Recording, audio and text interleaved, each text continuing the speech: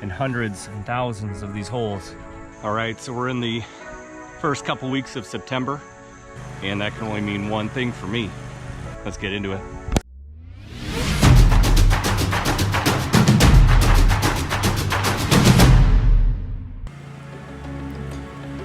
It's fall aeration time.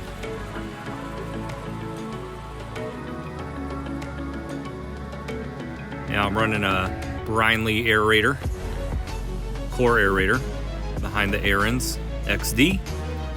I like it. I went with the 40-inch because it lets me get through some tight spaces around the yard and around the trees, and it's easy to maneuver. I have used the 48-inch one. It's just a little too wide for some of the spaces, but it worked really well too. I think that one was a AgriFab that I borrowed off a buddy. Look at those black tires on that thing. If you haven't seen that video, you should think about blacking out the rims if you got an XD with a matte black. I like it.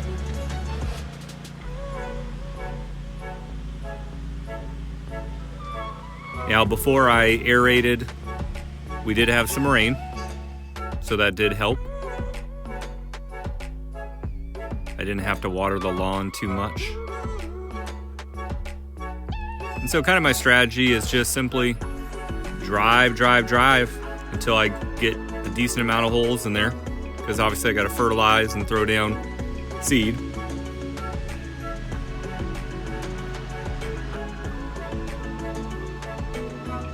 Now this hillside can be a little tricky. You've seen in previous videos. That slope is pretty steep. I haven't had many issues with it at all, to be honest with you, since I went to the Ariens. I know when I was pulling the aerator last year behind the Husqvarna tractor, that sometimes the weight going up the hill would be too much for the tractor.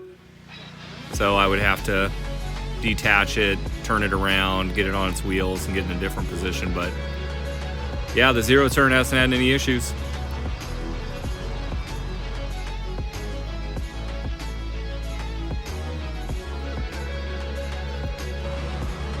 It is a pain in the butt to do these parkways because I have to get on and off the tractor all the time to put that lever up, which I will say, you gotta be careful when you're putting that lever down that it doesn't slap you. That hurts with the amount of weight behind it when it hits your hand. So that's why you'll see me just let it go and not even hold on to it, because I've been whacked by it a few times in the past, and I've learned my lesson.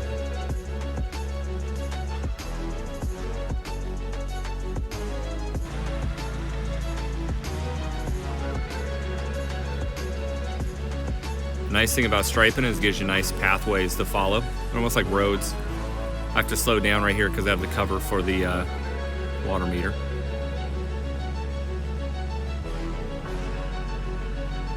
So I ended up doing 2 passes on each stripe. I'm only going to show you 1 pass on them.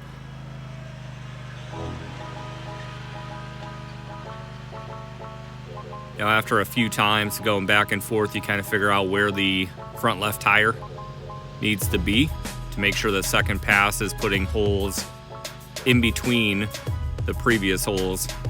So you're basically doubling up. So that run right there, you can tell, is actually between. So instead of getting holes about every 8 inches, I'm getting them about every 4 as a spacing. Now, the closer I get to the house, I'll start hitting some of the fungus damage that I had this summer. So I really want to make sure I get that opened up.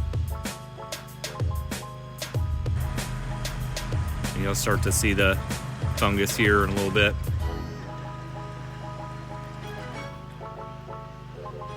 Now, under the trees, it did recover pretty well.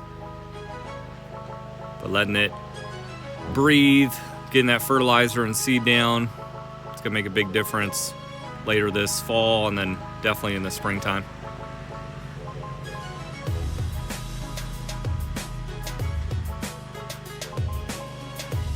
This area, the fungus got it pretty good. I'm gonna try one more year of growing seed, and then if I can't get seed in there, of growing really well, I might have to come up with another option or some kind of ground cover. Haven't decided yet. I might put another little retaining wall there. You can see here how it's kind of thin in some spots. So there's the cover. And I'm making my way to the side yard. And there's some fungus damage right there from the summer. We had high humidity and ideal temperatures. You can see off the left there, it got it pretty good too.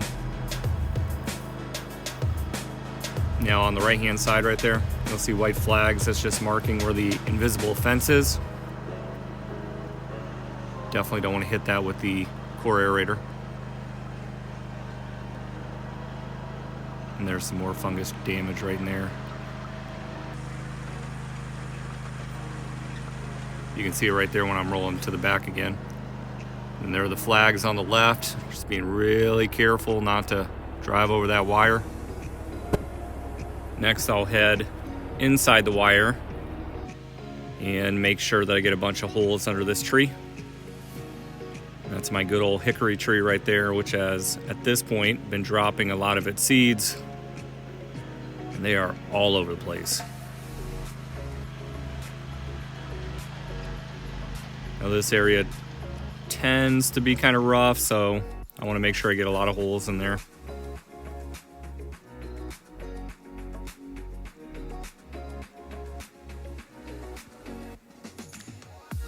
No rhyme or reason, just put a bunch of holes. And there's the aerator. And here's kind of what it looks like after. You can kind of see some of the plugs. Here's an example of a plug, and hundreds and thousands of these holes all throughout the yard now. And what's cool is this becomes my top dressing after I seed and fertilize. So stuff all breaks down as it dries out and becomes the top dressing. And that's it for the front yard. Now I'm gonna move on to the back. If you like what I'm up to, make sure to hit subscribe, hit that like button. That being said, Suburbia Dad is out.